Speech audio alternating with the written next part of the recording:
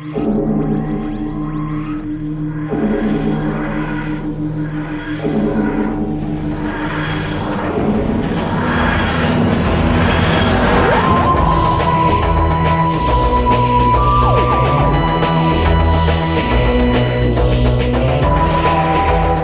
Who fans, and welcome to the Big Blue Box podcast. My name's Gary. My name's Adam. And welcome to episode 368. Yes.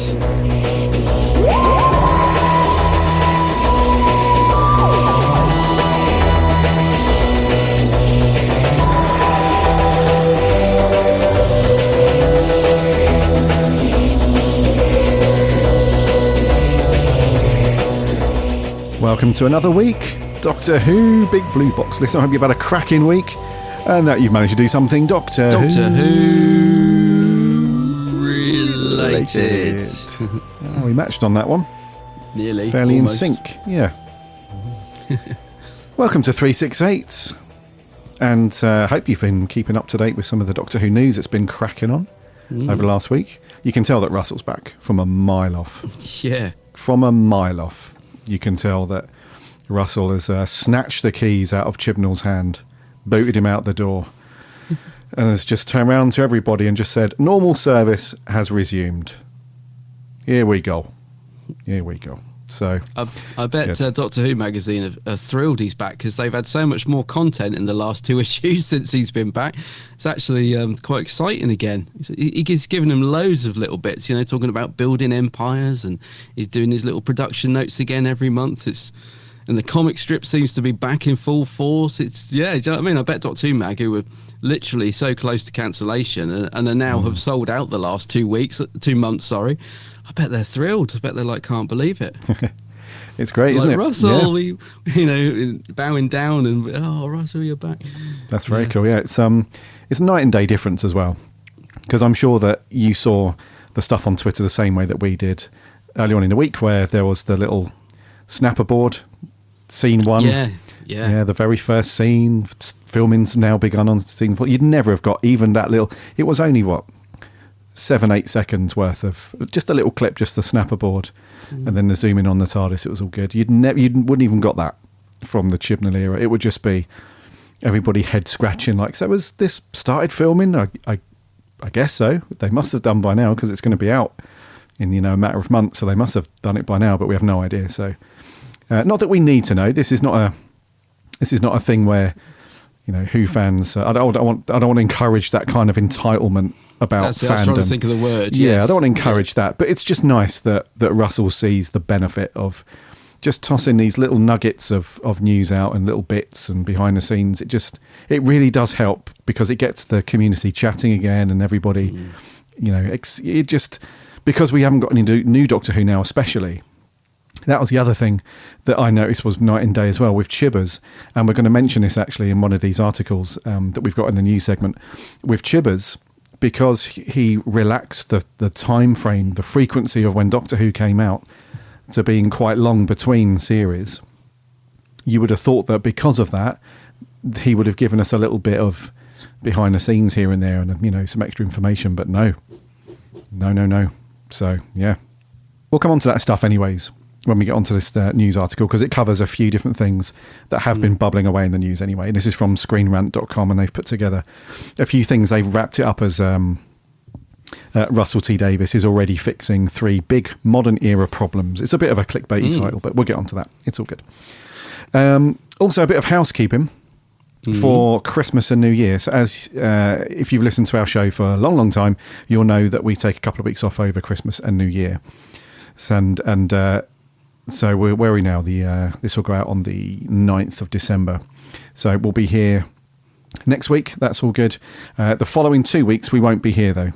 So the week after that, which is Friday the 23rd, Christmas Eve, we won't be here for that, because I'll be travelling. I'll be ready to go on my Crimbo break, and Adam will be just done in anyway. And he'll be, because he's been filming his arse off constantly since he's been back from the US, so he's going to need a break as well.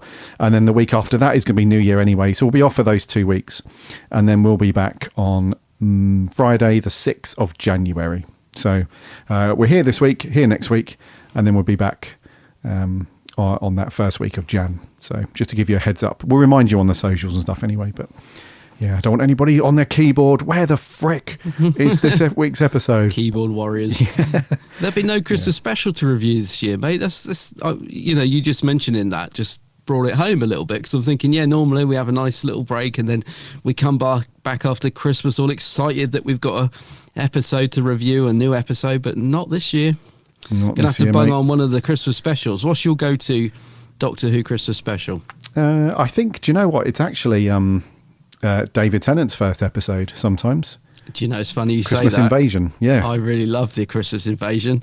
It's cool, that one. Yeah, I like it. Yeah, even though he spends most of it in bed. It's a great, it's got so many great moments in it, isn't it? Like the bit where he turns up at the end and, has the tea or the coffee, whatever it is. Oh, that's cool. A great episode. That is the Killer Santas. Yeah.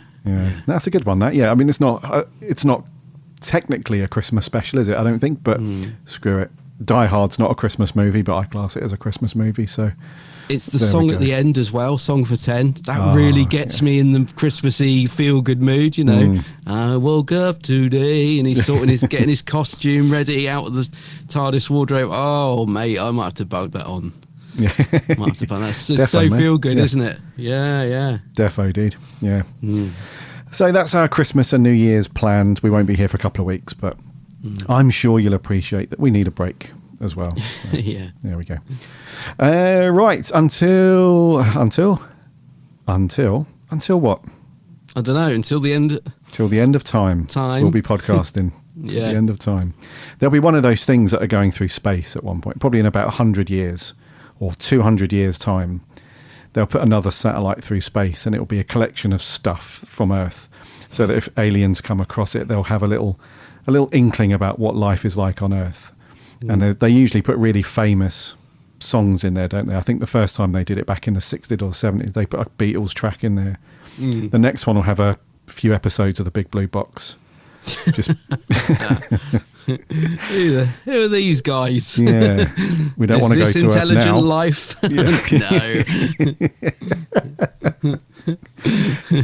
No. We're on our way. We've just come across the satellite that they've. Yep. We've listened to it. We're turning around. We'll be back in a couple of light years. Yeah, don't worry. Not until before we get on to the news and the rest of the show. Have you done anything Doctor Who wise, dude?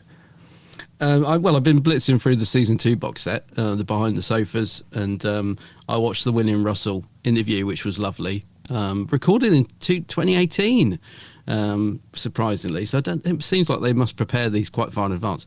Have you managed to break the seal on yours yet? I haven't, dude. No. Okay. Been lazy. Yeah. It's I mean, I'm just working my way through the extras, and then I'll watch the episodes, which is what I normally do. But I also watched. I took a break from that, and I got there's a new documentary DVD come out called "Who Am I," which is about the writer of the McGann TV movie. Yes. What's his name? Matthew Jacobs. Yep. And it's about him and his relationship with the movie, and some of the things that have been said to him over the years about, how dare you write the Doctor as half human? What were you thinking? The kiss. And he goes onto the convention circuit for the first time to try and immerse himself in the fandom and see if he's going to get lynched or if he's going to find like a Who family. And it's quite an interesting little documentary. It's only about an hour and 20 minutes long. And I really, really enjoyed it. And I don't think you haven't seen it, have you? No. Well worth a watch, mate. It's, it is just him basically just trying to find out what Doctor Who's about. And I didn't realise that his dad was in the Gunmakers as well. And he obviously had quite a interesting relationship with his dad. I can't quite work out, there's some issues there, I think. So there's some emotional attachment to Doctor Who. And it's really just about him trying to find some sort of meaning to this thing that's sort of been lurking in the background of his life all these years, in terms of his dad and the gunfighters and writing the TV movie and all the stuff that came with that. And he does go back and meet the director of the TV movie for the first time. Was it the director or Who's the main guy that always gets come? It's the producer, Philip isn't it? Siegel, exec producer, yeah. He goes back and meets him, and he does say at the start of the documentary, he says some stuff in the book that I want to talk to him about that wasn't true, and I'm thinking, it's going to kick off. But they don't actually, it's going to get a bit tasty, but they don't actually, they're really sort of pleasant to each other when they meet, and whether they cut it out or whether he didn't end up saying anything to him in the end. I think he does confront him about one thing. But that was to do with the DVD extra, funny enough. He's like, you called me mad on a DVD extra or something like that. Cool. So it's an interesting little watch. I thought it was all going to kick off. I think he called him mad. But. Oh, God. So that was a nice little, So apart from watching all the season 2 stuff, which has been great and lovely to get that box set and have it is something lovely about having a black and white set joined in the range. I have to say, just putting it in with the rest just was a nice little moment of joy. So apart from that, I'm watching the Who Am I documentary, which was pretty cool. Cool. I've not done anything else. I slipped on the old Torchwood last night. I was like, 2 episodes left, let's get this one done. So the penultimate one has been watched. And notes have been made. We'll talk about that. But what about you? Yeah. So you haven't managed to get into your set yet? Do you know what? I had a weird one. This is this is one of those things where fate intervenes and just... Blimmin' fate. Do you know what it was? On last week's episode, we spoke very briefly about this, and we had joked, hadn't we, that a lot of people had got their sets early because they ordered it from, I think it was Zavi. They finally arrived on Monday. Yeah.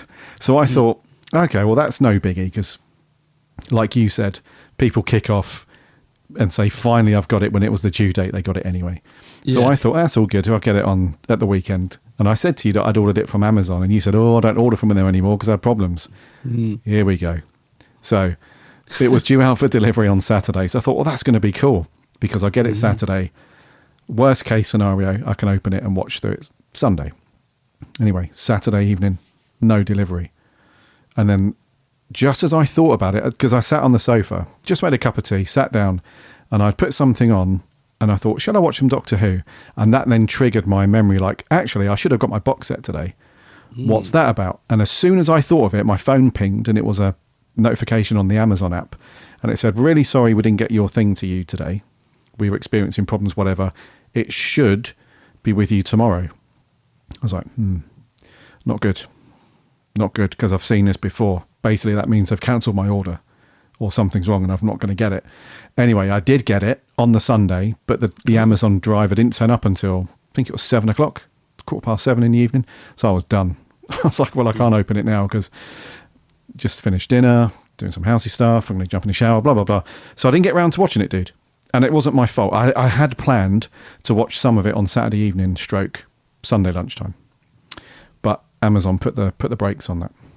I see a lot of people have had problems with Amazon because they went out of stock over the weekend before it was released, and then people were saying, why hasn't mine been dispatched? It's not going to be here for Monday, the day of release, and all this. And I see some people still haven't got it, and some people who did get it from Amazon had it delivered in a really flimsy cardboard sleeve, and so it was all dinged and dented. Did yours arrive in what pressed it? Oh, a bag? A bag, mine came in. No. Oh, God, I'd have gone mad if mine had turned up in that. Gary's holding up an Amazon paper bag, by the way, listeners, which is what it was delivered in, I assume. Yeah. Was it all right? It is all right, actually. No little dings or anything? The only thing is it's got a little bit of a pressed in corner. It has in the corner. Oh, mate. Other than that, I was expecting worse, to be honest with you. But other than that, it's okay. It's all good. They could live with that one because it's in the bottom corner. What I hate is, I don't know why, it's in the top corner because it's so, your eye goes straight to it, doesn't it? That's the problem with those box sets. They are lovely, but because they're made of card, they're easily damaged, aren't they? Yeah. It's weird, isn't it? Manufacturing and... transportation and packaging and everything. I ordered a couple of toys, a couple of figures off this website in the UK called nerdtoys.co.uk, and it was just literally a couple of carded figures, nothing amazing. But the box it came in, they were wrapped, and then they had bubble wrap around it, and then they had those little polystyrene little carrots, I call them. Yeah, oh, I know, yeah. Yeah, and it was literally packaged so well, you could have sent, your grandma's jewellery in it and it would have been completely fine. So, whereas, that cost me 25 quid, whereas this set, which was 50 quid in the end, Amazon didn't drop the price at all, it was 50 quid. They didn't, did they? They sent it out in this flimsy little envelope. Not good. Not good. No, it's annoying. Have you ever had anything delivered from Every? Oh, ages ago, mate, yeah. Oh, because they have got such a bad reputation. And I had something recently, and I kept thinking it was taking ages to actually get out of their distribution centre. Anyway, finally got notification it was coming. I thought, oh, good. And then I got a ping, and I was like, oh, Every could not deliver your parcel. I thought, what? I'm sat at home. I'm here. I'm in the house. I've been here all day. And they came and took a picture of the gate, turned around and walked off again. And I'm like, why didn't you come in? The gate's open. I'm at home. It didn't even attempt to come and see me. And I'm like, what's going on? Dude, this is so weird. This is so weird because exactly the same thing happened to me 2 weeks ago, but with Royal Mail. So, oh, right. Yeah. So I put my tracking code in on the website and it said, couldn't gain access to premises. I was thinking, what are you going on about? Unless you see just a gate as a, some sort of Fort Knox situation, they just open the gate and come up. Anyway, they did the same thing. They took a photo of the front of my house and just said, unable to gain access. I'm thinking, but there's nothing in front. There's nothing there. Yeah. It's weird, dude. I think it's just them fudging it because they couldn't be bothered or something went wrong. So instead of just apologising and saying there was a problem with our delivery schedule today, we couldn't get it to you, they just say something just to put down on the system. It's so frustrating though, because you see the picture and you think, so you were literally there. You were literally in front of my door. Why didn't you just put the parcel behind the gate? It's so frustrating, isn't it? Absolute nightmare. Well, anyway, we hope everyone who did order their season 2 sets have now got them, because it's already towards the end of the week. So yes, hopefully people are diving into those. So indeedy, yes. Hope you've gone through those. I wonder what the next set's going to be then. I was next just year. I was just thinking that. I wonder what it will be. Yes. Place your bets. Yeah, so I haven't done anything, dude, other than watch Torchwood last night. So a fairly average Doctor Who week, just watching Torchwood. So before we crack on with the news and our review, make sure that you are subscribing to this very podcast, wherever you get your podcasts. Just do a search, The Big Blue Box, you'll find us on there. And it'd be lovely to have you as a subscriber or a follower, so you won't miss an episode when it lands every single Friday. You can also listen over on the website, which is bigblueboxpodcast.co.uk, and you can check out all of the very cool articles and reviews and everything that go out on there from our awesome writing team. We had quite a few that went out this week. Loads this week, yeah. They were on fire, those guys. I think it was mainly Jordan and Maria. Oh, and Harry as well. Let's have a look. We had a couple of Big Finish reviews. So we had, first of all, Maria. We had her roving on the spot report from when she went to the Terence Dicks event back in October. Yes. At Riverside Studio. That was very cool. Check that out. We also had Jordan reviewing The New Adventures of Bernie Summerfield, Volume 7. Check that out. He also reviewed Big Finish Doctor Who Unbound, The Doctor of War, Volume 2. The Colin Baker set. Go and check that out. We also had Harry's rundown of the Worlds of Wonder exhibit that you went to in Liverpool. He did the same thing. So he gave us his report on there. And we also had Jordan do another Big Finish review, and that was the Master box set called Nemesis Express, which was the Eric Roberts Master story. So a ton of very cool review and articles over on the website. And you can also listen for free, as I said, all the podcast episodes. We're on the socials too, Instagram, Twitter and Facebook. Links on the website. Come and follow us over there. And we have a free Discord server. So come and jump in there and chat. Plenty of very cool Doctor Who chat with lots of other cool Doctor Who fans. Talking about going and following people and going to check out their stuff. Don't forget and remember to go and check out Adam's channel over on YouTube. It is, of course, The Geek's Handbag. The Geek's Handbag. Yeah, go and have a look at my channel, YouTube channel, The Geek's Handbag. Got hopefully 2 brand new vids coming out before Christmas. I'm working very hard on them. Not right now because we're doing this, but I'm working hard on them. Go and watch them. Just go and watch them. Get a cup of tea, get comfy and watch all of Adam's stuff. And he's on the socials too, under the same name, The Geek's Handbag. So go and give him a like and a follow. Indeed. Rightio. We're going to hop into the TARDIS then and do a wee bit of news.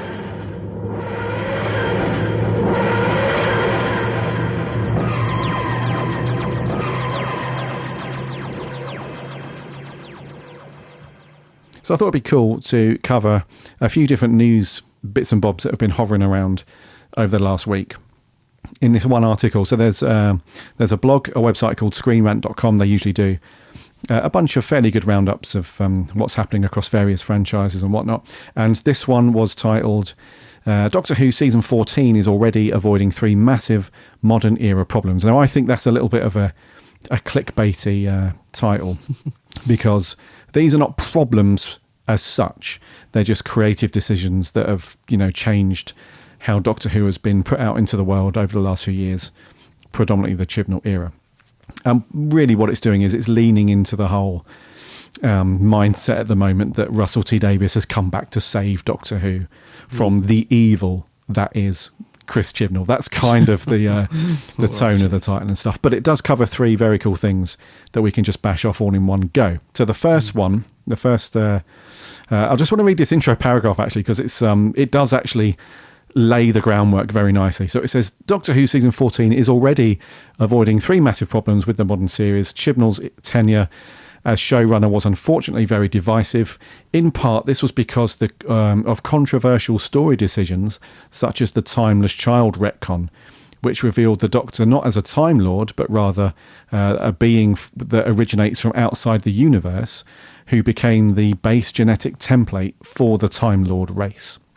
But the Chibnall era was also divisive because a number of production decisions, albeit with the best intentions. So I think that's the best way to look at it. As I said, it wasn't because Chibnall wanted to derail Doctor Who and go down in flames and take it all with him. It was just that he just wanted to try different things, blah, blah, blah. So the first one is that we're now having a lower episode count per series. So we're only going to get 8 episodes per series. So I want to get your thoughts on this bit, Bud, because the way that they mention this in this article is a lot of fans have said that this is disappointing news for them because they're used to having 12 or 13 episodes per series. And even Chibnall, when he reduced the episode count, he only did that because he was forced to because of the disruption with the pandemic a couple of years ago and being able to film and whatnot.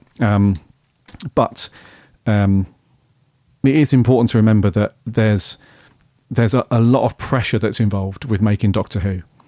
And we've seen this loads of times in different interviews from people who have played not just the Doctor, but companions and production staff.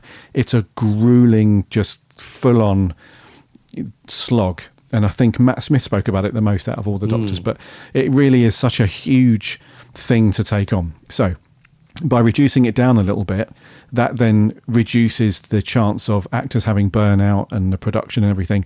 So that's why it appears that RTD is committed to the 8 episodes per season from the get-go. He's basically said that that's the deal. And it also kind of aligns itself with modern TV anyway at the moment. A lot of stuff that goes out on Netflix these days and all the rest of it, you're looking at sort of 8, maybe a 10 episode run max. So it does kind of fit nicely in with the more modern sort of way of doing TV anyway. But are you bothered? 8 episodes versus 13?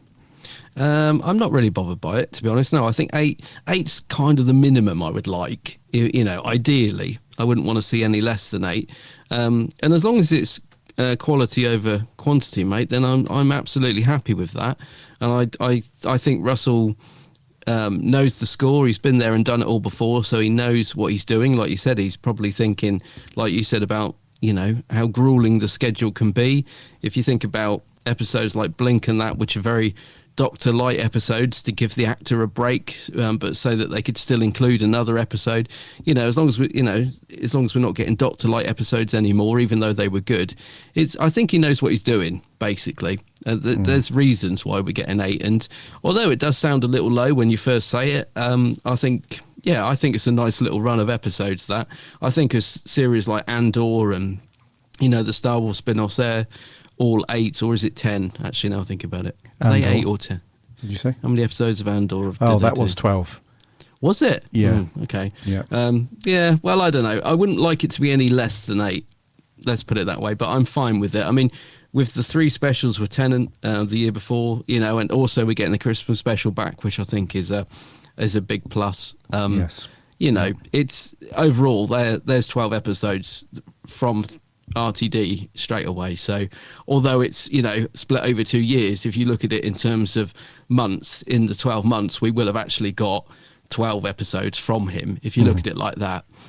So yeah, I'm not disappointed with it. I just, as I said, as long as they're quality 8 episodes, then I think that's a nice little run. It's a nice little seris. Yes. Obviously, we'd love more. We know the more the better, but as long as they're good, I'm happy with that. Yes, of course. Yeah, and I exactly the same feelings as you on that, dude. I think if we get quality over quantity, that's always a good thing. And yeah, that'd be cool. That leads nicely into the second bit of news, that we are going to get Christmas specials back, which is very cool. So we're not going to have one this year, unfortunately, but RTD has, I think he tweeted this as well, or somebody did. Somebody did. One of the production staff, Jenny Dimensions in Gen, said, we're all forgetting that between November 2023 and December 2024, there'll be 3 Tenant specials and a festive special and 8 regular episodes and another festive special. Oh, right, okay. Which is going to be awesome. So Russell T Davies has confirmed, he tweeted out to say that he's writing the Christmas special for next year, 2023, has already been written and signed off, done. Oh, and now he's writing the special for 2024, which is amazing. So that's very cool. So the other thing that was very divisive around Chibnall was that he took away the Christmas special, as we know, and replaced it with the New Year's Day special, or called it the festive special, quote unquote. And again, this was one thing that really, really didn't land that well with fans, because it is, a lot of people do have it as a bit of, especially Who fans within the family, they do have it as a bit of a tradition where you want to get everybody round at Christmas Day, and it's very nice and cozy once you've had your Christmas dinner to be there with your fam and watch the Doctor Who Christmas special. It was very cool. So the fact that Davis has gone back to that as well, you do get the feeling, although this article was clickbaity in its title, you do get the feeling that now Russell is coming back and sort of putting a few things right that has been off kilter a little bit with this stuff. So Christmas special, dude, back next year and beyond. Yeah, it's that cozy feeling that you just mentioned that I like about it. I think I always looked forward to Doctor Who being on Christmas Day, even if I had to watch it when I got home so I could hear it, because often the family are so noisy there was no point trying to watch it on Christmas Day. But there is something lovely about having Doctor Who there in the schedule, and somehow, I don't know why, the New Year's Day specials just didn't have the same feeling. I think it's just because at that point you're just watching it all hungover the next day after New Year's Eve, and I don't know, it doesn't have that same warm glow about it that Christmas does. So yeah, although it's just a week in reality, I do think there's something nice about having Doctor Who on Christmas Day, and it feels very premium, if you know what I mean. Like the Christmas Day schedule from the BBC is always something they're so proud of. You know, they make such a big deal of, here's the Christmas Day schedule, and to have Doctor Who part of that just makes it feel like they're back on board with it, rather than just, discarding it to, that can go on New Year's Day to fill that time slot. The Christmas Day schedule is a bit of a big thing for the BBC, isn't it? It is, man. They try and put out a couple of bangers at least, or what they consider bangers, Call the Midwife and Blimmin' EastEnders and all that, but all the things that they think are great and love, and it was always nice to have Doctor Who just part of that schedule. So yeah. Very cool. Yeah, and the last bit of news is that we are going back to a confirmed yearly series of Doctor Who. That's great news, yeah. So this kind of ties this all up nicely. So we get the 8 episodes now per series. We're going to go back to the Christmas specials, and we're going to have a series of Doctor Who every year. Now, this is kind of depends on how you look at this bit in regards to how Chibnall treated this, because I get the feeling that because he was still doing as many episodes as he could per series, in order to reduce the amount of crunch that everybody went through to finish everything up, especially towards the end. So when you get to the end of the production of a series, you often get the editors and the visual effects guys and everybody just working their nuts off in order to get it finished so it's ready in time for broadcast and so on. And then on top of that, you've got reshoots and actors coming back in to do vocal tracks and all the rest of it. It becomes really intensive in that last couple of months of production. So what Chibnall did to try and mitigate some of the burnout and people just being knackered all the time was that he increased the length of time between series. But the other way to look at it is that, well, it's kind of out of his hands. It was out of his hands a little bit because of the pandemic, but the two of them, those two forces together, didn't really go down well with fans because it was just a nightmare having to, because there were some other TV shows that did make their way around that in terms of being COVID safe still and filming. For some reason, Chibbers, although he was forced to stop, also decided to elongate that break anyway. Yeah. So what we've done now, so what we've done, like I'm doing it, like Russell has done now, is that he's decided, look, we need to give, well, it appears anyway, he needs to give fans something concrete to look forward to. So instead of this wishy-washy, we'll do a series and it will land at the beginning part of the year, and then you're going to have to wait a year and a half for another series of Doctor Who, and maybe we'll do a special, maybe not. He's basically laid the groundwork now and said, yes, Christmas specials, 8 episodes every year. Bosh. There's your new era of Doctor Who. So that wraps it all up in a nice little bow for me. That's just perfect news. Very cool. Yeah, I mean, I just love the stuff coming out of Russell's mouth. You know, this talk of, you know, all this cementing things in so that we know they're there, and talking of building an empire, which I think alludes to this rumor about, you know, spin-offs and stuff. It all sounds very exciting. I just want to quickly ask you two things, mate. Firstly, we've noticed that the TARDIS prop, you know, in the promotional pictures, and also in that little clip you were talking about where they said filming has started, is the Jodie era TARDIS exterior. Do you think they're keeping that TARDIS? Because it is nice. I mean, the interior of Jodie's TARDIS was a complete dog's dinner, but the actual TARDIS box looked great, and it looks like they might be keeping it. How do you feel about that? I think it looks cool. I think it does look cool. It's I wouldn't be disappointed, put it that way. I wouldn't watch it and think, oh God, not that thing from the little clip on Instagram or anything. I think it's cool. What about you? Yeah, no, I think it's a nice TARDIS box. So as long as they change the interior, because I'm never a fan of that. And I think there was a leak last night of a new TARDIS interior. So it looks like, if that leak is true, we don't know. It looks like they're getting a new interior. The other thing I wanted to quickly ask you was, so the other thing that Russell said, this is what I mean about him being so amazing that he's back and giving Doctor Who magazine all these little nuggets of these little tidbits, is the other thing he said. So the picture of Shooty that they've used in this article, which is from the trailer, you know, with the sky behind him, Russell says you'll never see that exact shot again, because that background is not the background that's in the episode. So those clouds, we've put them in to hide where he actually is, because it's a really big spoiler where he actually is. So I thought that's interesting. So I'm wondering now, have they covered somebody up with that sky? Is there anybody stood behind him, or is it the place that he's in?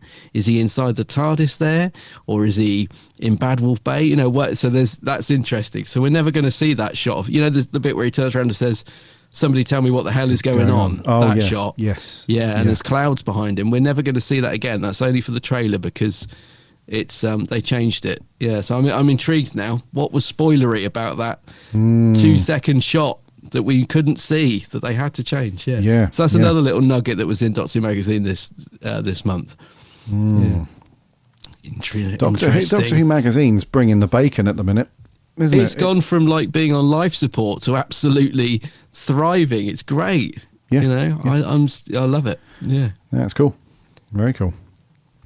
Okay, so that's the news then. Yep. Other than like the leaked TARDIS video clip and all that jazz, that's the only thing that's been doing around, which is very cool. Yeah. I would imagine that as we podcast throughout the next year, we will have a bit more regular news dropping, a bit more than we have done the last couple of years, I would say. So that's good. Yes. Rightio, dude. It's review time. What we got? Yeah, so we're battling through with Torchwood Miracle Day. We're on the penultimate episode now, and it's called The Gathering. They took your blood, and they keep trying to spill your blood. Someone wants you dead for a reason. And I think this stuff's the only hope we've got.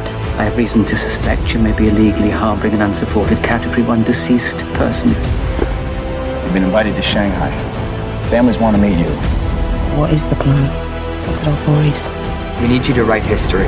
I could do that. Everywhere we turn, this conspiracy spans the whole of the 20th century. This is where it gets interesting. The whole family just disappears. You scared? Your skin's a little too tight? There's something just out of the corner of your eye you can't quite see?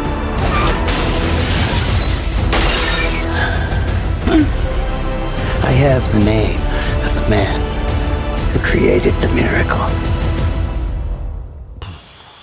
Got the name. Harry Bosco. Harry Bosco. Right then. Episode 8 of Miracle Day, the penultimate episode. It was first broadcast back in the US on the 2nd of September 2011, and then we got it a week later on the 8th of September in the UK. And it's the 9th episode, dude, just to play. That's what I said. I said the 9th. Did you? Thank you. The 9th episode, penultimate episode. Why did I say the 8th? Anyway, it was written by John Fay. It was directed by Guy Ferland and produced by Kelly Manners and Brian Minchin from the UK stuff. Overseen, obviously, and produced by RTD and Julie Gardner, etc. It stars the usual Torchwood cast and crew that we've seen so far this year. And the synopsis for this one is: the culprits of the miracle are now known, the three families. 2 months later, so 2 months after Jack was shot when they were escaping from the Angelo's house, the world has further devolved into chaos, with everyone no longer caring about anyone other than themselves. The Category 1s are no longer a concern, with them all being burned without a care. At the same time, Torchwood continues looking into the blessing, while Rex and the CIA look into finding a lead to the identities of the three families' members. So, we're nearly there, bud. We're nearly there. What did y'all think to this one? Oh, I don't know about you, but considering this is the penultimate episode, I think it's quite surprising, really, that we probably spent 80% of the episode in Gwen's kitchen. I kept thinking, are we ever going to leave this blimmin' kitchen?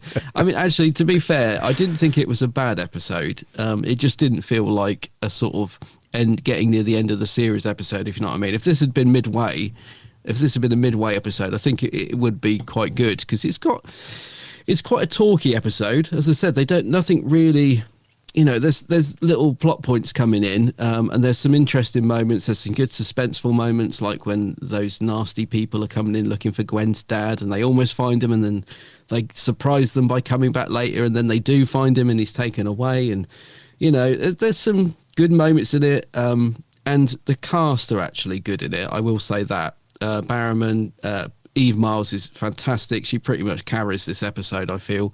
But Reese is great. The cast are very good in it. The episode itself is okay. It just doesn't feel like the penultimate episode. We should be really firing on all cylinders now. We should be really ramping up, the story. And it's just another plodder, really. As I said, if it had been mid-series, I think I would have been saying, yeah, good episode, wondering where this is going. But this should be really like kicking in at this point, and it wasn't. So that, judging it on that, it's just another very average episode. Really, didn't do a lot for me. Just had some good moments. So it didn't sort of leave me absolutely biting at the teeth to get to the final. You know what I mean? It didn't leave me when it finished. I didn't think, oh my god, can't wait to watch the last one and see how this concludes. I just switched it off and went, just that was literally my reaction. I was just like, okay, so yeah, they're good stuff, but a bit meh. A little bit meh. The cast were good though, mate, I will say that. Yeah. They delivered. I mean, they managed to build up a bit of tension in it, but yeah. I see. What do you reckon? I see. I was bored out of my mind, bud. Oh God! I'll be honest. I was completely bored of the kitchen. Bored. Yeah, it wasn't a lot going on, was it? God, this was. We spoke in the news, didn't we, about future series of Who being 8 episodes long. This series should have been 8 eps maximum. Yeah. And this episode feels like it would have been a really good episode 4 or 5 out of 8. This one. Because this is the point where it almost feels like it's the tipping point, because you have them finally discovering what the blessing is. You have them figuring out what Phi Corp is. You have the emotional tipping point with Gwen and them finding her dad, and he's off to be toasted. And then you have Jack realizing that something's up with his blood specifically as they get closer to that part of the Earth where, Shanghai, where they were one entry of the thing that runs through the Earth, which we know now is the is it the blessing, or what's it called? Is the blessing the miracle, or the blessing? Sorry, yeah. So this would have been a really, really good sort of mid-series episode, and then the last few remaining episodes, if it was 8 in total, the last 3 could have been them like battling against Phi Corp and these people and all the rest of it.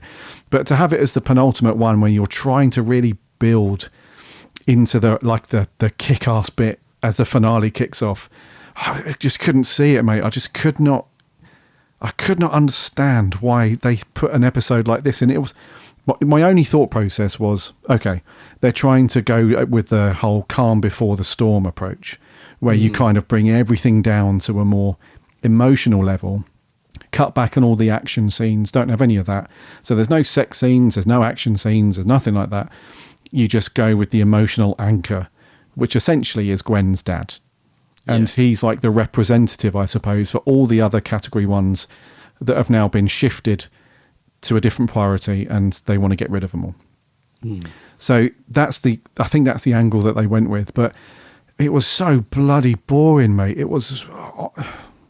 There were some scenes where I thought, okay, this might give us a bit of a very cool insight into what's going on, but it like the bit where that they've chosen Kissinger now to be this kind of, I don't really understand, but this kind of storyteller. No, I don't even. I'm glad it's not just me. Yeah, so they've hired her, I guess. Initially, it was this sort of rogue CIA agent, wasn't it, that approached her and hired her, but we have no idea if he's actually that at all now. And he's removed himself from the story. They wrote him out. He was like, "You'll never see me again." So he walked off. You're like, okay, fine. And then you thought, okay, she's being promoted to something. And then she goes to see this guy, and you have no idea what he's doing either.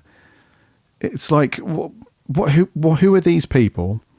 And why have they been brought here? So the guy that she goes to see, it turns out that he's some kind of journalist or something. Is that the guy on the bench? No, the guy on the bench was the rogue CIA dude that hired her in the first place. Yeah. This is when she gets to Shanghai and she sees that guy in the glasses, the nerdy looking guy with a laptop. Oh, him, yeah. And he's basically given us a small nugget, which is some people have been saved by the blessing, and he was one of those people. And he now wants to hire her because she's very good at the whole PR journalistic things.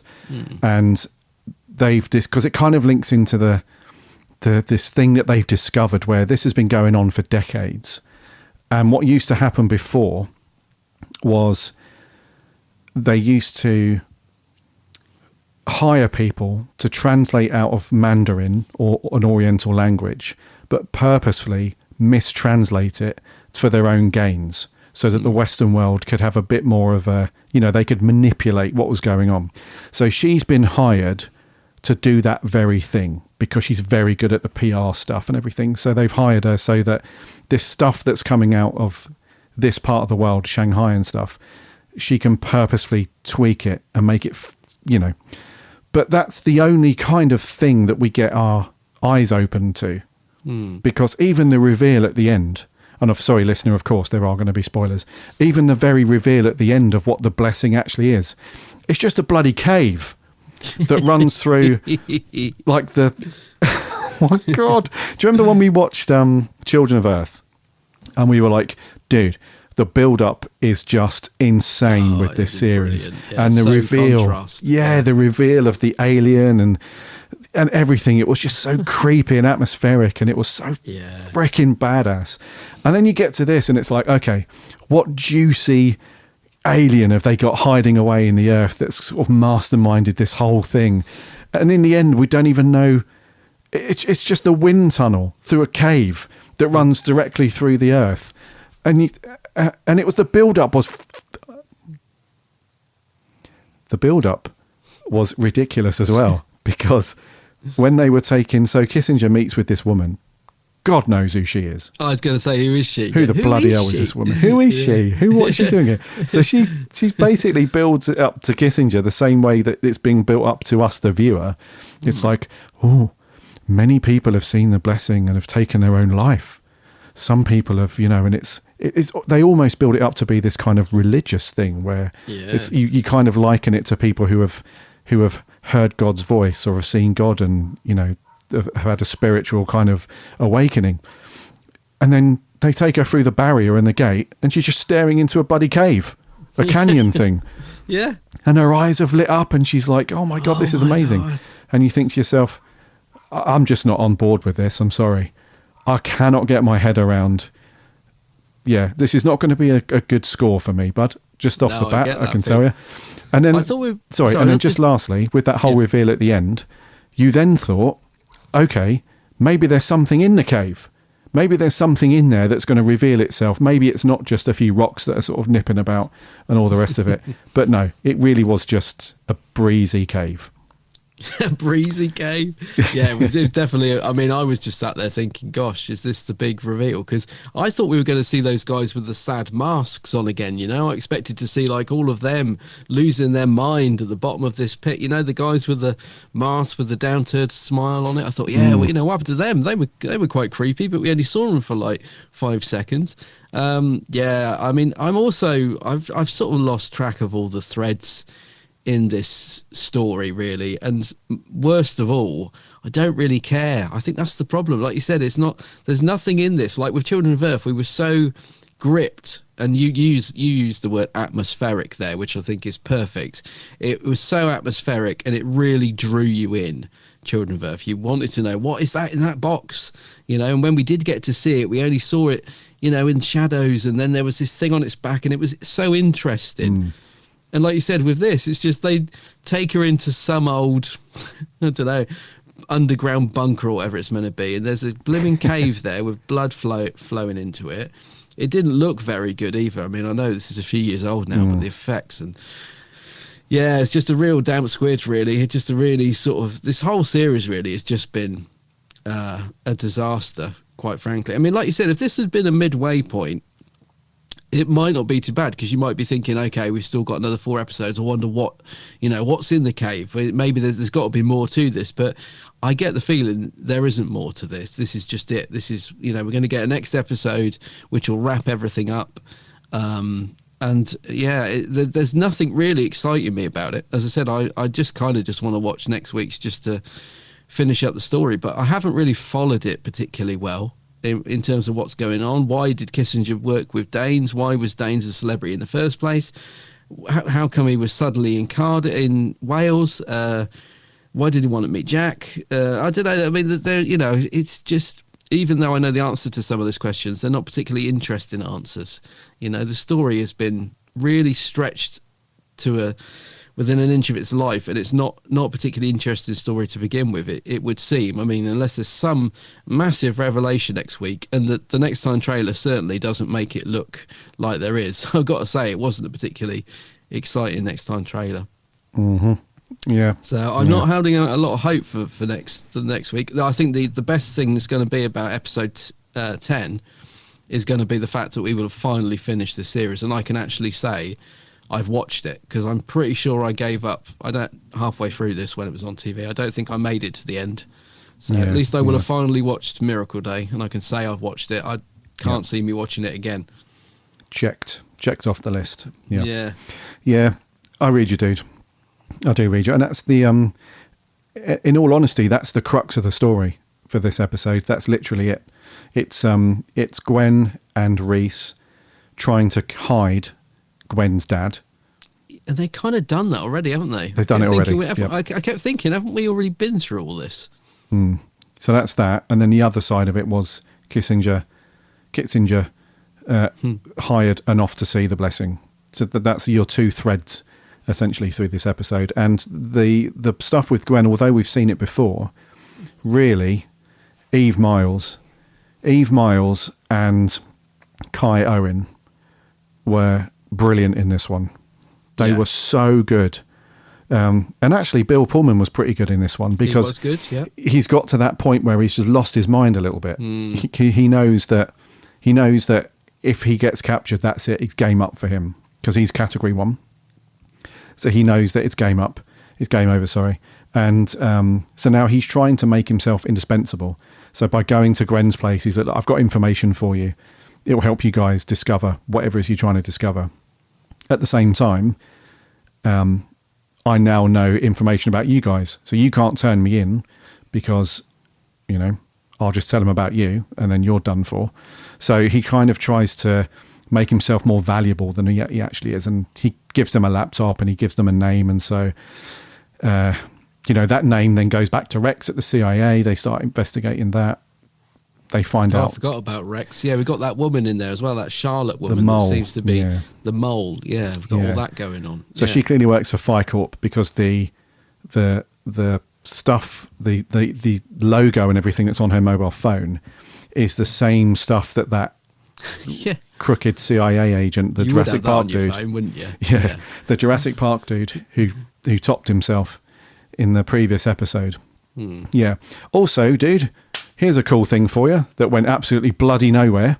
Do you remember in the last episode when we had that big old bloody to-do in that carnival about it's the morphic field and the floor. Field. And we have to take the piece out and examine it and you have to get me out of there. Where's that? Because that was the main driving force for the past episode. It was the morphic field, which is being powered underneath the dude's bed, is the key to everything. And if we solve that, then we solve the blessing and all that stuff. Where's that? I'd forgotten all about it till you just mentioned it. I'd completely forgotten about it, actually. Yeah, where's that gone? That was the main reason why Jack was shot, because he was trying to get that piece of technology out of the house so that they can then research that and figure out what the frick's going on. But now they've dropped that conveniently and they've just fast forwarded, like, don't worry, viewer, all that morphic field stuff was beep. Now we're just going to tell you what it is. Here you go. It's a cave. So along you go. Dude, I'm getting... You are getting angry. I gotta say, I'd forgotten all about that morphic field, mate. That just shows how important it's ridiculous, isn't it? I'll tell you what, the last episode's got a lot of work to do to save this. It's ridiculous, mate, because in a way you kind of think, oh God, how can you take something that's on paper is probably pretty sweet. So I imagine when whoever pitched this to Russ, or we should do this Torchwood story, it's going to be mint. It's going to have like a global storyline and it's going to encompass the CIA and it's going to be this big mystic thing, but we're also going to throw in this love story and Jack's ex, kind of all that. And then when it comes down to actually doing the thing, it's like for this episode block, for production block whatever, we're no longer doing all that. We're no longer doing all that because somebody changed their mind over breakfast this morning. And they decided that whole thing with the floor panels, it's just going nowhere. We knew it was going nowhere when we filmed it, but we just didn't say anything. So now we've really got to ditch that because they'll look at their watches. Running out of time. We've got 2 episodes left here. We need to wrap this up. We can't be doing floor technology. That's morphic field stuff. Let's just ditch that. So I'm pretty sure, dude, we're not going to see anything about that again. It definitely not in that last episode. When we come to review that, we're definitely not going to hear anything else about that bloody floor thing. with the I whole just keep bubble. thinking of the conversation as well, where they were trying to talk over it, and that was a terrible scene, wasn't it? The thing is that's the thing, isn't it? There are so many direction changes throughout this series that it's really hard to keep track, and it doesn't really flow at all, does it? Nothing in this series has flowed. Like, not really. It almost feels like they're sort of making it up as they go along, as if they've got some quite cool ideas and they've written them down on their little notepad. And like you said, there are some good ideas in it, but then they just haven't managed to sort of sew them together and bring all those ideas together. They've just sort of just wandered through the series, as I said, almost as if they're just making it up as they go along, and then they'll throw in, episode 4, put that bit in where Jax, meets that guy. That'll be good. And the 3 people beat him to death. Throw that into that episode, and we'll think about that later on. And there's no sort of structure to it, really, or at least the structure isn't very good in this series, because there definitely is some good ideas going on, but they're so spread out over these 10 episodes that it just doesn't flow like a series should at all. It just feels so disjointed. That's the key. Disjointed. I want to mate. see that blimmin' floor back. I want to see that floor back next week. I'd forgotten all about the floor. Well, the you thing don't think is we're going to that see it. It's frustrating because that made up probably a third of the last episode. Oh, they spent ages staring at it. Yeah. And the CIA dude, who was fairly grumpy, didn't want them to investigate it. He wanted to do it within the CIA. He didn't want Torchwood to be leading that stuff. And so that's why they hatched the plan to get Jack out of the house with a panel from the floor, so that they could reverse engineer it, I guess, and find out, a bit more about what's going on. So what was the point of doing all that then? What was the whole point of watching a third of an episode that was the... And listener, you're probably thinking, all right, calm down a bit, but it's frustrating because... What was the whole... Why would you set that up as the main thing? It wasn't like it was a tiny little subplot that was in that episode. That was like the turning point of that episode, where the thing with Angelo dying when nobody should be dying at this point, that was a thing that was like, this is crazy. Like, this is the best lead we've had for ages, it seems. And then Jack discovers the floor, and then everybody discovers the floor, and everybody's into the floor, and everybody's like, yeah, the floor's the key. Like, that's the thing that we need to do. And then you fast forward to this episode, and it's like an episode of Emmerdale or Coronation Street. It's like, let's just mosey on down the street. Yeah, oh, that's Gwen's house. All right, love. Yeah, not too bad. How are you doing? Yeah, not too bad. And how did Jack get... Jack had been shot. Jack had been shot, right? And he was in the back of Esther's car in somewhere in America. How did they get on a plane when he's dying, get all the way to Scotland, which is where she finally stitches him up, isn't it? Or had he already got his wound? Yeah. Scott, so they get on so we don't see any of that, but we jump from last week them being in a car with Jack died in America to suddenly being in Scotland, where she manages to sort of stitch Jack up the wound and get the bullet out, to then being at Gwen's house in Wales. Yeah. So how did that happen? I mean, was Jack just dying on a plane for 8 hours while they flew over to Scotland? I mean, what? It's quite a big jump there. I mean, yeah, you would just go straight to Gwen's house, wouldn't you? And how did he get on a plane when he'd got a bullet hole and was bleeding to death? And Yeah, I mean, I think they were trying to explain to us that the further that Jack gets away from one of the entry points of the blessing, whether it's the one in Shanghai or the one in, was it Buenos Aires, Argentina, something like that, then, he doesn't feel the effect, so he heals. I'm just slowly imagining going through security. Excuse me, sir, you seem to be bleeding to death. Don't worry about it. Don't worry. I'm Jack Harkness. Oh, go through. Please go and fight. Get first class is to the left, on the right. It's like, how did he even get on a plane with a bullet hole, bleeding to death? I mean, they it's just completely. Over, it's just washed over. Yeah, he's in Scotland. Yeah, accept it. Yeah, I mean that's the thing as well that makes it more frustrating. It's because they didn't even give us a 2-minute clip of that stuff happening. It was just, let's do a time jump. We're now several days, weeks, months, whatever ahead, and here we are. So there's no There's no explanation. And if you'd left the previous episode as on a bit of a kind of ambiguous thing, then that would have been fine. But like you said, Jack's got a hole in him, bleeding to death. Esther's losing her mind. She doesn't know what to bloody do. She's like, Jack, talk to me. Like, I don't know what to do, blah, blah, blah. Don't die. Yeah, and now we fast forward and it's like, everything's fine. Yeah. Everything that you watched in the last episode basically means frickin' zero to what you're about to watch, which is weird. So yeah, the whole thing with Jack and Esther, it's like, yeah, we're here, end up in Wales. When they get to Wales and they're at Gwen's place, that stuff is cool. That stuff's okay because there's nothing wrong with slowing it down and just having a bit more of an emotional stuff happening. That's all good. But the fact that it just wasn't needed at this point in the story, I think is the best way to put it. Because like you said, we've already done the whole let's hide Gwen's dad, and why create a new bad guy at this point as well? You remember the dude that turns up at the house and he's got just a bee in his bonnet. He's like, I know you're hiding somebody and I'm going to find him. Yeah. And then he turns back up later with the SWAT team and they blast into the house and do all that stuff.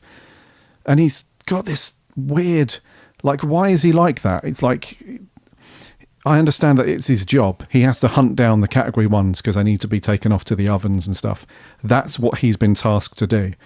But why come across as such an arsehole about it? Yeah, that's what I can't understand. Why introduce this character like this late as well? I was thinking, who's this guy? Yeah. Like, have we seen him before? No. Weird. Yeah, like you said, there's no connection to him, is there? Why is he being like that? It is weird, isn't it? Because you would have thought that he would have had, because we don't know any background about that guy at all. Nothing at all. He's just been created on the spot to be the bad dude of the episode.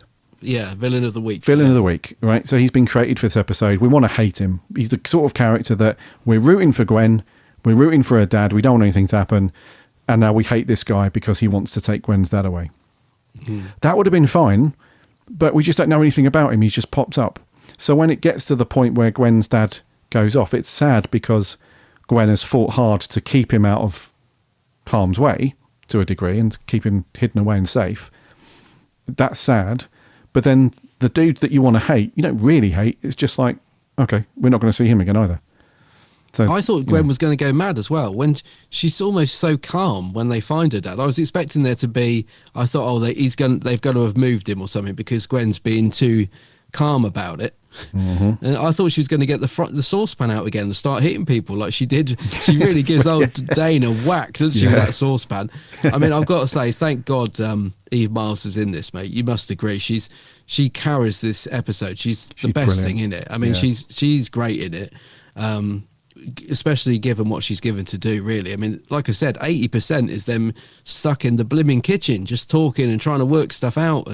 But she does get some good moments, like when she goes for Dane, and it's nice to see her and Reese back together as well, working together again. I like that. That was cool. I like the fact that we're back in Wales. It feels a little bit more Torchwoody, just the fact that we're back home. So they're really only sort of pluses I could say about it. Really, is being back in Wales. I did think the cast, considering the episode is pretty weak, I do think the cast performed well. Even old matey boy, the new villain of the week, even he was good. It's just that, like you said, who is he? I mean, he's just like popped up from nowhere, but he still played the part quite well. So they're really the only positives I can say about it. And we, the fact we finally get some answers to things. I mean, Esther's finally coming through. Finally, Esther gets a couple of nice scenes. This is why I think this should have been in the middle of the series, because I felt like it's the first time, really, that I felt anything towards Esther. I just thought, she had a couple of nice lines. She wasn't too bad this week. Where was that, earlier on in the series? It's too late now, Yeah, that's true. She was pretty good. That's what I mean, yeah, but it's the first time. Yeah. I don't mind that as such, though, because that shows a little bit of character progression as we've gone through the series. So she's gone from this kind of mousy little quiet, you wouldn't expect her to be so badass by this point, and now she's gradually grown into, a more kind of wiser, well-travelled, bit more badass. So, but yeah, it's And that's what I mean. It would have been cool to do this over 8 episodes. Because, again, by this point, we should have seen her be like this. That bit in this, I think it was 2 episodes ago, when she spoke to her sister, and her sister was like, I'm going to volunteer to do this category, whatever. Yeah. That should have been the tipping point for her, when she just went mad, a bit like Gwen did early on in the series. So, yeah, I get what you're saying. It's taken a long time, basically the end of the series before we see Esther actually grow a pair. I suppose is the best way to put it. Yeah. And, I know I read you, dude. And, just Gwen and Reese were so good in this. They play when they're playing a couple that are into each other and happy. They are so naturally good at that. Yeah, they are. Yeah, you really believe that they act that so well. In the earlier episodes when she's being a bit of a beep and she's kind of messing him about a bit and she's flirting with Jack and she's sleeping with Owen and stuff like that. You really feel for Reese at that point. Yeah. And you think, this doesn't feel right. You and I had said it many times of why Gwen just randomly flirts in some episodes and doesn't in others. And when she does that, it's like, it doesn't feel right. But when those two are like they have been in this series, and I think the last one as well, they're so good. They are so good together. So they were a highlight, like you said, for this one. I think they held it together, mate. I think they totally held the story together.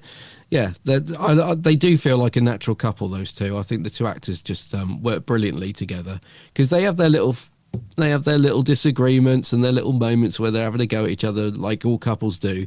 But when it comes down to it, they're very much a team, and you see that a lot in this episode. As I said, it's really the only saving grace for it. Really, is those two working together, and I like Reese just bouncing the globe up and down, and Reese works out. Hang on a minute. It's a nice moment, but yeah, and that's what I mean. That was the soapy bit to me. All the bits in Swansea when they're at Gwen's house, that felt very much like a soap that you were watching. And then, I don't know what else to say, dude. I haven't really got anything else on my notes, I don't think, really, to be honest. Such a shame, because I thought, not the last episode, but the one before, I think, we were really hooked back in. And we were like, oh, yeah, this actually feels pretty sweet now. Hopefully it's going to improve and be really cool as we get towards the end of but it seems to be going the other way.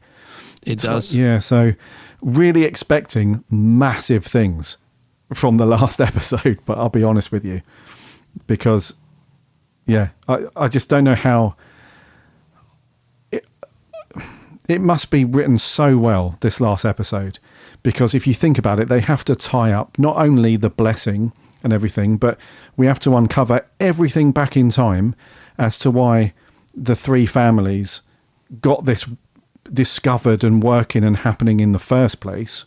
We have to see what's going to happen with Kissinger. We have to see what's going to happen with Jack's wound, like how they, I guess, stop the blessing, how they put a stop to it and how that happens.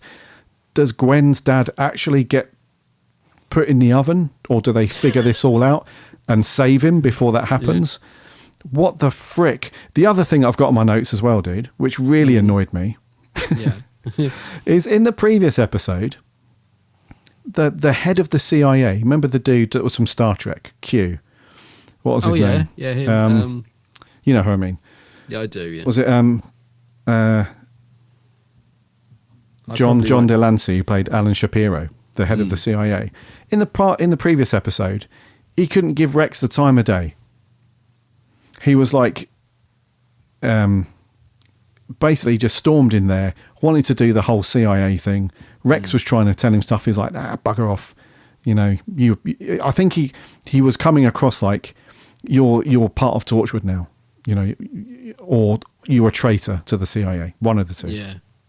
In this episode, he's like, all right, buddy. Yeah. We're like really good mates now, aren't we? Yeah, we're really good mates. Like we've always been.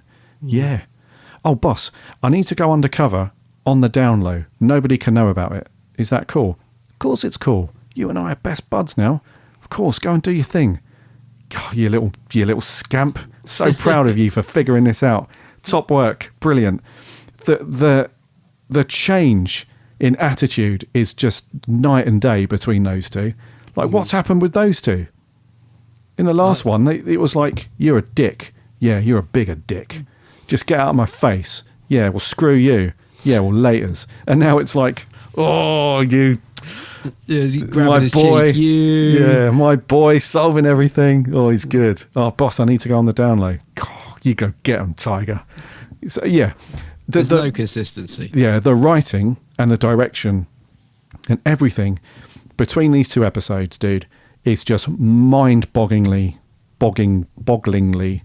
weird and out of place. Yeah. And also Rex has been a bit like that, mate. 1 minute Rex is fighting against Torchwood, then he's working with them, and then he's fighting against them again. He's a bit like that, isn't he? Just wherever the story needs, you know, they just change him to suit it. Yeah. I mean, Rex is now working with them again, but, you know, last week he was sort of putting up a fight, wasn't he? Oh, well, I don't want anything to do with this. There isn't any consistency, really, in this series, it seems. Yeah, I don't have anything else on my notes, No. dude, other than just bitter disappointment. I am not expecting a lot from the conclusion. I'm really not. I'm going into it with very low expectations, but I hope I'm proved wrong, mate. I'd like to get some sort of satisfaction from the last episode, but I'm not holding out much hope. I really wanted to send you the little funny intro that Barrowman and RTD did for this one, because you know how I said as each episode goes on they just look more and more bored and disinterested because these little intros aren't on the streaming services. Yeah. This one was another cracker, mate. They look so... I mean, even RTD just looks like he's struggling to keep his eyes open. He's like, so this week, he's really... And Barrowman looks like he hasn't slept for a week. He's like, yeah, Jack's back. And you know, it's just they haven't got anything to say. And you can see you can imagine the people on the other side of the camera going, come on, energy up. We've got to sell this thing. And I was just going to video off the TV and send it to you because you would have laughed, but I couldn't be bothered to get off the sofa, to be honest with you. but I thought, gosh, if they're struggling to find any enthusiasm, I mean, RTD's normally great at whipping up a bit of a frenzy, but even he just looks like I mean, they're only 30 seconds, these things, but even that felt like they were struggling to, because there isn't much to say about it, is it? He's like, so this week the heart of the story is it's set in Gwen's kitchen, and he's just like, what? Yeah, even they are struggling with it, mate. I think. You know, I think RTD's probably brushing this under the carpet a little bit this series. A wee bit, yeah. Yeah. So The Independent reviewed this episode saying The Gathering was fantastic. What? It was exciting, and it felt as if the story was going somewhere. At times, there was an element of information overload with Rex and the CIA following up leads, yet it was engaging.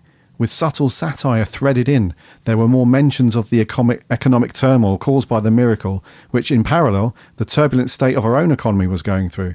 It was nice to see Torchwood return to the UK temporarily with a reunion in Gwen's kitchen in Swansea. And it will be interesting to see how the future series of Torchwood will justify the constant shift between Europe and America. The Gathering felt like it had been given a shot of adrenaline, with the pace picking up and the plot lines beginning to intersect. Was this person watching a different programme? I was just about to say, well, I don't know what episode he was watching. That's unbelievable. He's not watched this episode, has he? He's probably been sent like a press release, you know, like a press summary of the episode, and he's read it and thought, well, that sounds good. No way. Chud.com gave it a positive review, saying Pullman has been great as Danes throughout Miracle Day, and episode writer John Fay managed to keep the episode interesting. I'm just going to stop here, mate. It feels like these guys have been watching a completely different show. Wow. Well, yeah, I mean, let's see if our listeners have got anything better to say on this, because, yeah, maybe it's me and you, mate. Perhaps we're in a bad one this week, but I have to agree with you on pretty much everything you said, to be honest with you. Yeah. The listener's going to say you guys are in a mood this week. We're in a mood. They're in one of their moods. You used to go first, dude. I think. What score are you saying? Well, I'll give it a 6 out of 10. I mean, I didn't think it was awful. As I said, it's the performances from the cast I thought were good. But yeah, as a penultimate episode, very weak. So 6 out of 10, I'll go. A 6. Mm-hmm. Okay. I will give this a 5 out of 10. Golly, I thought you were going to be like a 3 or something. I'll give it a 5 because, you know, the stuff in Wales was cool. You know, that stuff with Gwen and Eve Miles and Kai Owen were fantastic. And to be honest with you, most of the stuff that was happening in Wales, Bill Pullman's performance was good. I like this kind of, he's losing his marbles a little bit, and you know, he's clutching at straws, and Esther was a bit better this week and stuff. But the majority of it, mate, was the rest of it outside of that was just mind-numbingly, I don't care. You know, all the stuff with Rex researching all the stuff and the CIA and all that, and then the bit with Kissinger, it was just all lost. It's just a mess. So yeah, a 5 from me. What did our listeners think then? Over on the Twitters, we had a few, so not too bad. Sam Dooley said, to sum up nearly every episode of this series, yawn. A bunch of plot threads come together to get resolved, unsatisfying, to lead to an even more unsatisfying season finale. This whole season is a skip for me. 4 out of 10. Will Sanger, ever so slight step up simply because the tension and emotion of Gwen keeping her dad hidden was very good. However, the rest of it feels like a bunch of random plot points being pulled together and doesn't feel like a natural stepping stone from the last episode. Exactly, Will. Yeah, it feels like the opposite. Yeah. Chippy T, positive. There's a lot of tension in the Gwen story and intrigue in the CIA mole story. Unlike others, I also enjoy Rex's brashness and the contrast with Esther's meekness. Negative, a rambling mess because they are trying to cram too much in before the ending. A 6 from me. 6, okay. And Susie Bantam, very short and sweet. This whole season is a no from me. Maybe scrapes a 3. Scrapes in. Thank you very much, Twitter dudes. Over on Facebook, James Walsh says, I will start with the positives. Number 1, it's the penultimate episode. Number 2, nearly time to review a good show. The negatives, reviewing this means I must skip the podcast. Oh, dude. Well, just listen to the beginning and switch off of the review. Yeah, sorry, James. And lastly, Andrew Stewart, definitely the best episode of this series. Really ramps up to the finale. I really enjoyed everyone, apart from Danes, who's a creep, but Bill Pullman plays him very well. And I really felt bad for Gwen and her mam having to hand over her dad. And overall, I give this a 7.5. Okay. So I think, Andrew, you've given us the best score so far, dude. Yeah. Very good. Rightio. That's all of the scores and stuff. So on average, dude, this is probably a 5 out of 10, I would say, on average. Yes. Okay. Some better news for next week. We're going back to Old Hartnell. What we got, dude, for next week? Yeah, well, we thought with the season 2 Blu-ray set coming out, people might like to do one from that. So we're going to review the first Doctor story, The Space Museum. The Museum of Space. Yeah, so that should be cool. Yeah. We had to watch it in nice, pristine Blu-ray quality. That'd be good. Apart from the people who haven't got it. Oh, by next week they must have it, surely. Come on, Amazon, get your blimmin' vans out, get your deliveries out, come on. Yeah, get it sorted. This, of course, has been out for donkey's years on the DVD, and it's on BritBox and stuff. So, yes, we'll be looking forward to your thoughts, listener, on the Space Museum next week. So that'll be good. And I think we'll wrap there, dude, for episode 368. Alrighty.